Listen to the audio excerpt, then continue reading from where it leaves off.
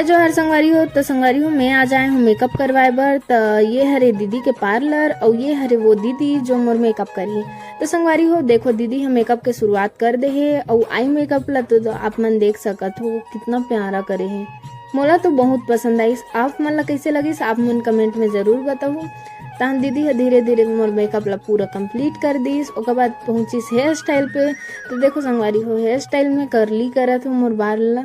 मैं आज तेल लगा के चल दे रहा हूँ एकर से बाल है पूरा चिपकू चिपकू दिखत है। तो देखो संगवारी हो ये हरे मोर फाइनल लुक। आप मन बताओ कि मैं कैसे लगत हूँ। तो संगवारी हो मोला तो ये लुक बहुत पसंद आई से। और आप मन देख सकत हो संगवारी हो ये दीदी हम मेकअप करे में ही नहीं मेकअप उतारे में भी बहुत मदद करे है।